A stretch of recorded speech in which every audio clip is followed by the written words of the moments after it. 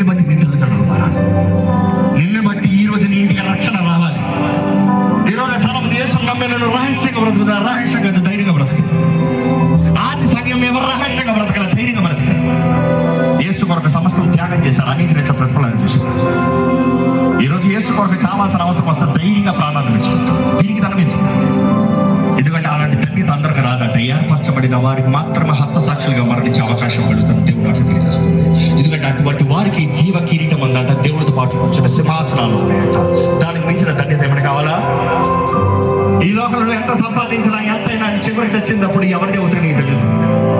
కానీ ఈ లోకాన్ని విడిచిపోతే నెక్స్ట్ ఇంకొక రాజ్యానికి వెళ్ళినప్పుడు నేను అక్కడ ఇలాంటి ఉద్యోగ సభలు పెట్టినప్పుడు మాకెప్పుడు సవాలండి, మాకెప్పుడు సవాలు. ఎందుకంటే ఇన్ని వేల మందికి ఇంత చేయాల్సి వచ్చినప్పుడు ఈ ఖర్చులు మీట్ అవుతాయా? Highly impossible. మొన్నటి వారం మేము భీమవరంలో మీటింగ్ పెట్టినప్పుడు ఖర్చులు చాలా ఎక్కువ, వచ్చింది కానుకలు చాలా తక్కువ. ఎలా పేమెంట్స్ చేస్తాం కూడా చాలా కష్టం. ఎందుకంటే వాస్తవంలో చెప్పాలంటే ఒక్కొక్క కుర్చీ విజయవాడలో ఒకప్పుడు 7 రూపాయలకు వచ్చే కుర్చీ ఈరోజు 20 రూపాయలు ఒక్క కుర్చీ. ఈరోజు కానుకలు చూసినప్పుడు నవ్వు వస్తుంది మాకు. నేను అంటా ఉన్నా మన సహోదరులతో, ఇందుగా కానుకలు పడతాం, వదిలేయండియా, ఎందుకు కానుకలు పడతాం? మనుషులు చిల్లలు వేస్తా ఉంటే ఈ రోజు కూడా దేవుడికి చిల్లలు వేసే వాళ్ళు ఉన్నారా?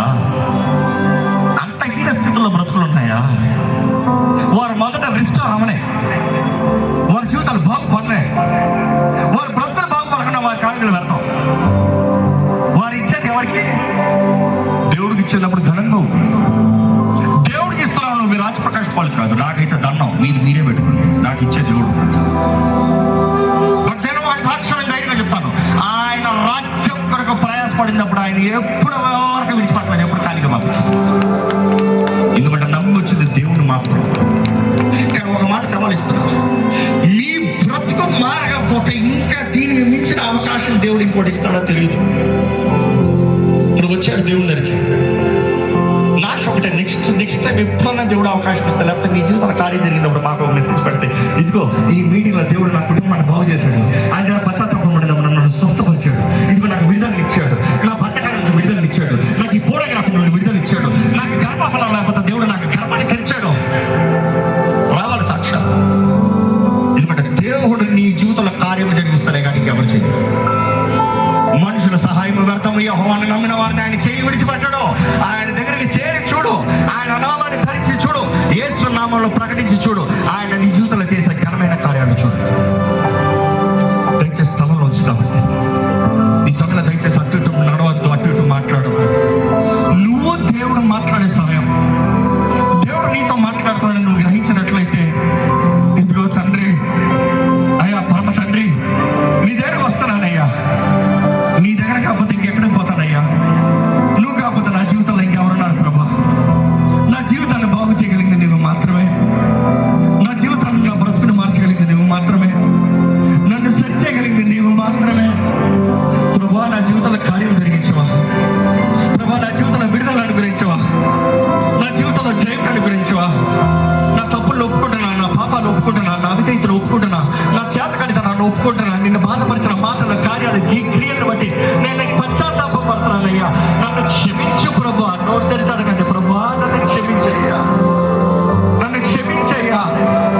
మన గుండెలు చింపుకోవాలంట, మన హృదయాన్ని చింపుకోవాలంట. ఏంటి గర్వ అహంకారం దేవుడి సన్నిధిలో నోరు తెరవడం. నేను చావాలి, నేను తగ్గాలి, క్రీస్తు హెచ్చించబడాలి. బుద్ధిభర్తమై యేసు వస్తున్నాడన్న మాట విన్నప్పుడు దావీదు కుమారుడా నన్ను కరుణించవా అని బిగ్గరగా కేక వేశాడు.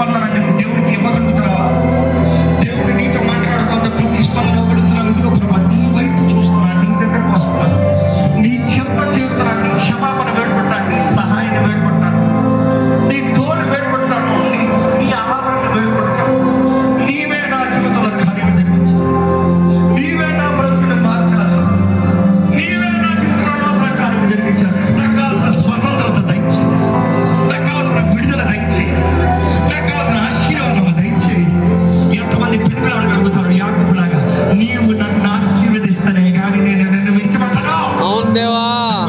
చెప్పండి ప్రభుత్వం, నువ్వు ఈ రోజు నా జీవితంలో కార్యం జరిగించాలి. ఇదిగో నూతన ప్రారంభం ఈ రోజు. ప్రతి ఒక్కరిని ఆశీర్వదించండి.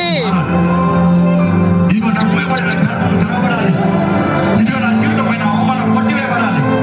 ఇదిగో నా అనారోగ్యం స్వస్థపరచబడాలి. దేవా స్వస్థపరచండి దేవా. ప్రతి ఒక్కరికి మంచి ఆరోగ్యం, బలమైన శక్తిని అనుగ్రహించు ప్రభువా. నన్ను బలపరిచే క్రీస్తుని బట్టి నాకు సమస్తమస్తాను. ప్రార్థన చేయండి. హల్లెలూయా, హల్లెలూయా, హల్లెలూయా. స్తోత్రం ప్రభువా, నీ వందనాలు. స్తోత్రం నా తండ్రి, నీ వందనాలు. స్తోత్రం ప్రభువా. అనేక మందిని నడిపించినందుకు వందనాలు. మీటింగుల్లో మీరు తోడుగా ఉన్నందుకు వందనాలు దేవా. స్తోత్రం ప్రభువా. దేవా నీ వందనాలు. ఈ ఆత్మలన్నింటినీ ప్రభావాలను రక్షించండి ప్రభువా. ప్రతి ఆత్మను రక్షించండి ప్రభువా. దేవా తండ్రి నాయన, నీ వైపు చూసేవారుగా, నీ తట్టు తిరిగేవారుగా ఉండడానికి సహాయం చేయండి. స్తోత్రం, స్తోత్రం, స్తోత్రం. దేవా తండ్రి నీ వందనాలు నాయన. గొప్ప దేవుడా, నా రాజా నీ వందనాలు.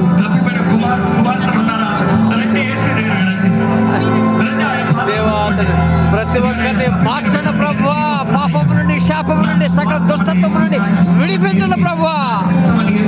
నా చిత్తాన్ని నిర్ణయాలు చేసి నీ విరుద్ధమైన కార్యాలు జరిగించి తప్పిపోయి కోల్పి నష్టపోయి ఉన్నాను. నీ దగ్గరగా వస్తున్నాను దేవా. స్తోత్రం.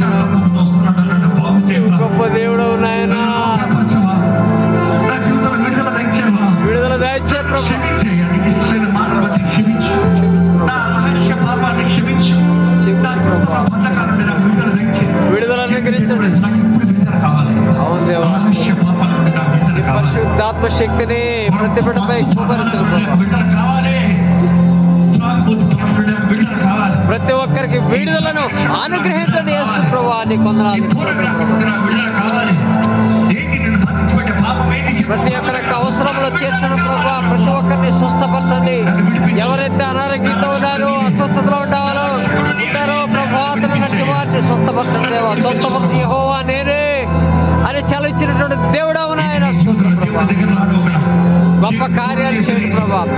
రేపు ఎల్లుండి జరిగే మీటింగుల్లో కూడా తోడుగా ఉండండి దేవా. అనేక వేల మందిని నీ సన్నిధికి నడిపించండి. స్తోత్రం, స్తోత్రం దేవా.